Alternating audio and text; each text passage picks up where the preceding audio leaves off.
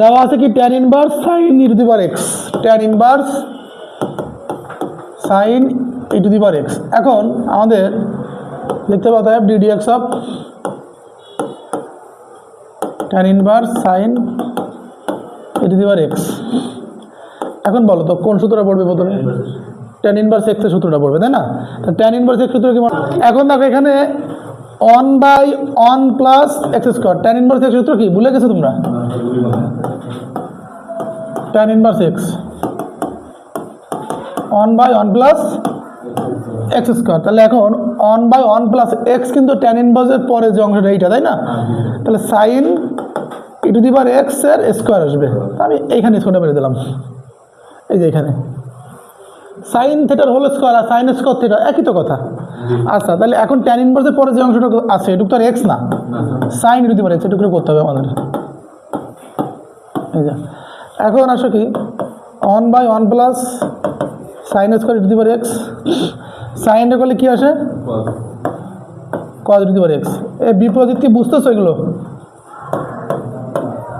হ্যাঁ, সূত্র মুখস্থ করতে হবে, এখানে আর কোনো কিছু নেই। cos e to the power x 1 plus,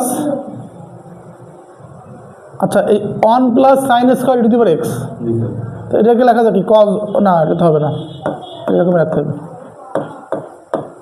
আচ্ছা e to the power x e to the power x, অ্যান্সারটা কত আছে বলো তো?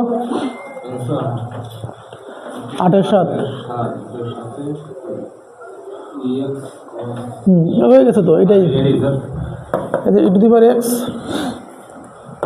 cos e to the power x by কত 1 plus sine square e to the power x, এটাই আমাদের answer. ঠিক আছে? আচ্ছা ঠিক আছে, আচ্ছা এখন অতএব ddx অফ, এটা খুবই গুরুত্বপূর্ণ অঙ্ক, x square plus 1 tan inverse x minus x। আচ্ছা দেখো এখানে ddx of x square plus 1 tan inverse x minus ddx of x। একটা জিনিস তোমাদের বোঝায়, এখানে দেখো কেউ লিখো না এই যে x স্কয়ার প্লাস 1 আর tan ইনভার্স x, এটা কিন্তু ইউবির সূত্র পড়ছে, দুটো ফাংশন গুণ আকারে আছে। x স্কয়ার প্লাস 1 ব্র্যাকেটের ভিতরে একটা জিনিস, tan ইনভার্স x আরেকটা জিনিস, দুইটা কি আকারে আছে? গুণ আকারে আছে, তাই না? তাহলে কোন সূত্রটা পড়ছে বলো তো? ইউবি সূত্র। তোমাদের ইউবি সূত্র মনে আছে? ddx অফ কি ইউবি করলে কি হয়? ইউ কে রেখে V K differentiation, V K রেখে ইউ কে ডিফারেন্সিয়েশন, এই তো কাহিনী। তাহলে এখানে এইটা মনে করো আমরা ধরলাম ইউ, এটা ধরলাম কি বি। তাহলে এখন এই যে x স্কয়ার প্লাস 1 থাকলো, x স্কয়ার প্লাস 1 থাকলো, ddx অফ কত tan inverse x plus tan inverse x থাকলো, ddx of x square plus 1 minus x করলো 1, এই যে x এর ডিফারেন্সিয়েশন করলে কত আসবে? 1 আসবে। আচ্ছা এখন একটা জিনিস দেখো, এই যে x স্কয়ার প্লাস 1 বা 1 প্লাস x স্কয়ার যাই বলো না কেন একই কথা, tan ইনভার্স x করলে কি আসে? 1/1 প্লাস x স্কয়ার আসে না? আচ্ছা প্লাস tan ইনভার্স x থাকলো, আর এখানে x স্কয়ার করলে কি আসবে? 2x আসবে, আর 1 করলে কত আসবে? 0 আসবে। এই যে x স্কয়ারকে ডিফারেন্সিয়েশন করলে কি আসবে? 2x, আর প্লাস 1 করলে কত আসবে? 0, তাই না? তাহলে 0 লেখা লাগে, 2x প্লাস 0 মানে তো 2x। আচ্ছা আর এখানে মাইনাস 1, এখন এখানে দেখো এইটা কাটা থাকে কত? 1 plus 2x tan inverse x minus 1, এই মাইনাস 1 প্লাস 1 কাটা থাকে কত? 2x tan inverse x। এটাই অ্যান্সার মারু। আমার বলো কি সমস্যা হয়েছে?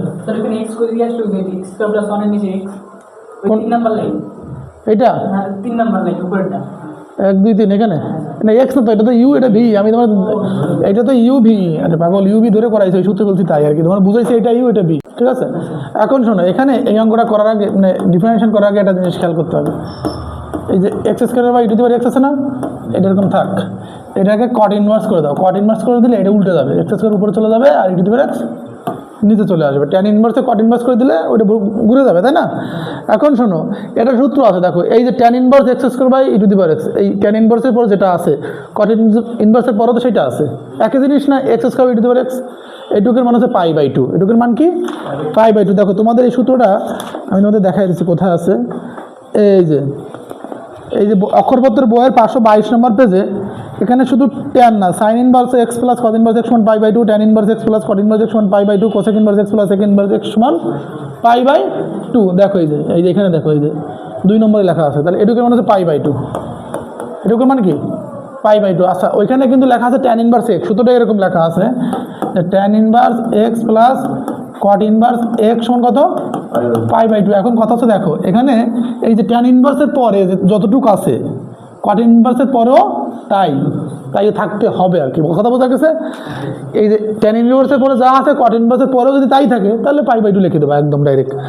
আচ্ছা আর এখানে এই পাই বাই টু ফাংশন আসলে এক্সের ফাংশন, পাই বাই টুকে যদি তুমি করো ডিফারেন্সিয়েশন তাহলে অবভিয়াসলি 0 অ্যান্সার। আচ্ছা ভিডিওতে আছে তো, এখন দেখো এই অঙ্কটা দেওয়া আছে, এখানে কি করবা এই যে সূত্রটা এই ডাইরেক্ট বসানো আছে sine inverse 2x by 1 plus x, তাই না? তাহলে পিছনে এই দিক থাকলে কি লেখা যায় 2 tan ইনভার্স এক্স লেখা যায়, ওটা কিন্তু ত্রিকোণমিতি সূত্র, বিপরীত ত্রিকোণমিতি সূত্র এটা।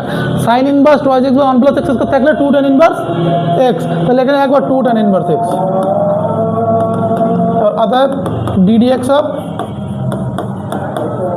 2 tan ইনভার্স এক্স সমান সমান 2 থাকলো, এই tan ইনভার্স এক্সটা করলে 1 by 1 plus x square, answer হয়ে গেছে 2 বাই 1 প্লাস স্কোয়ার অ্যান্সার।